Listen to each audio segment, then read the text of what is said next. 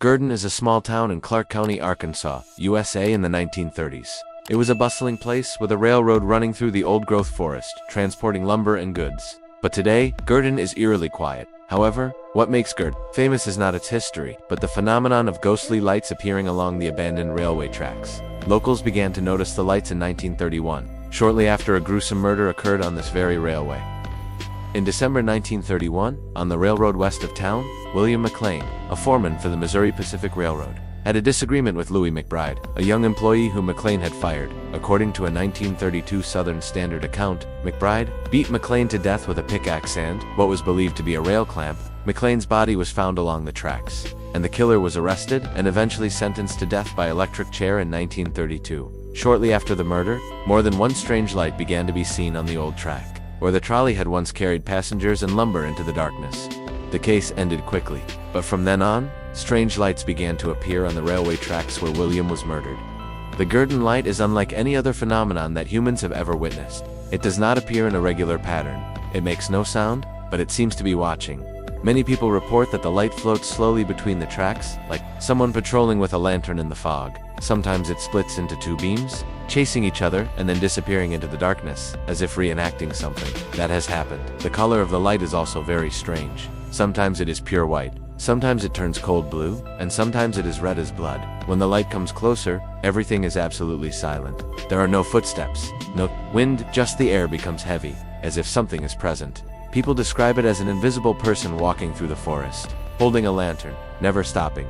And the creepiest thing of all, sometimes the light doesn't just move, it chases the witness, as if it doesn't want to be detected. In the 1960s, a group of local high school students decided to go to the tracks at night, armed with cameras and flashlights. They laughed and joked, not believing the stories. But a moment later, one of them screamed when he saw a glowing ball, floating ahead. Not big, just like a street lamp, but floating without a wire or source. When they shined their flashlights on it, the light disappeared, and from behind, another light appeared, coming toward them. The group ran away without looking back. No one knows what the Gurdon lights are, but that's why they've become a breeding ground for countless theories, from the scientific to the supernatural, from serious researchers to the dark conspiracy forums. Some say it's a form of piezoelectric light, a phenomenon that occurs when pressure from underground rocks, like quartz, creates an electrical charge and emits light. But if that's true, why does it only appear on one stretch of track, on certain nights, and always disappear? When people try to get close, some physicists think the lights could be cold flashes of gas emitted by organic decay. But Gurdon has no swamp, no flammable gases like a Louisiana swamp. And the light doesn't oscillate randomly, it moves purposefully, as if probing. Spiritualists insist it's a spirit that hasn't been released. Some say the light moves along the tracks like a night watchman patrolling the tracks like Willie McLean, the railroad worker murdered in 1931. There are even conspiracy theories that the government secretly studied the Gurdon light, but all data has been erased from the public record. A recording circulating on the internet is of a local resident who says he saw a black, unmarked truck parked near the tracks at night, then disappear without a trace.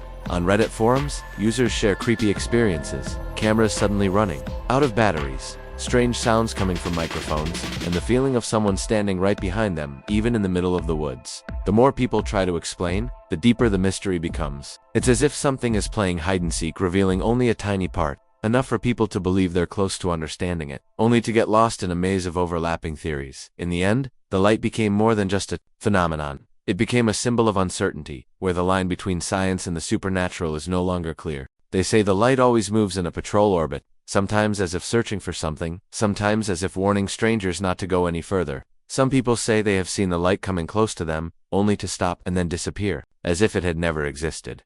Strangely, no one has been able to record this phenomenon clearly. The videos are often grainy, camera batteries suddenly run out. Although many film crews have visited Gurdon, no one has been able to film the light at close range with clear quality. There is also no equipment to measure the electromagnetic field or unusual energy sources there. There is no radio interference, no significant seismic activity, and no flammable methane in the air.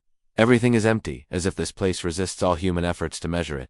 The light only appears to those who are chosen to see it. Not everyone who comes sees it, and those who have seen it often do not want to recount the details. They just say, "It's like nothing you've ever seen in your life." Some describe a chilling feeling, as if someone is walking behind you. Some people hear footsteps on the rusted metal tracks, even though there's no one around, and when they turn around, nothing. Just a lonely light flickering in the distance. With no one around, The people of Gurdon don't need proof to believe. To them, that light is a living memory of a spirit attached to this town, an unhealed pain, a wound that time cannot heal. And so, when the sky turns dark, you won't see anyone walking near the tracks. Not because they're afraid of ghosts, but because they respect the spirit of William McLean, the last worker still working in the moonless night. Here's a slightly longer version of your original though. The Gurdon lights have never been explained. They have quietly become a destination for the curious and paranormal enthusiasts. People drive from all over to Gurdon, a small town deep in the Arkansas woods. There are no signs, no official tours. Visitors must follow rumors to find a deserted stretch of track, where the darkness is so thick that all artificial light is swallowed up, and then they wait. Many people claim to have seen the lights themselves. Video shows a faint glow appearing in the middle of the night, white, sometimes blue, hovering without a source, then fading away when someone approaches. Some witnesses say that when the lights appear, the temperature drops, the sound of insects stops, and the space is filled with a creepy feeling of being watched. The people of Gurdon don't discourage visitors, but they don't encourage them either. They avoided mentioning it, as if they wanted everything to pass in silence. The government never confirmed or denied anything. No ban, no explanation. Only the old railway still stood there, desolate, cold, and the light still appeared, occasionally, as a reminder that there were things that did not belong to this world. And so, year after year, generation after generation, people still whispered to each other, ***, really, what is that thing?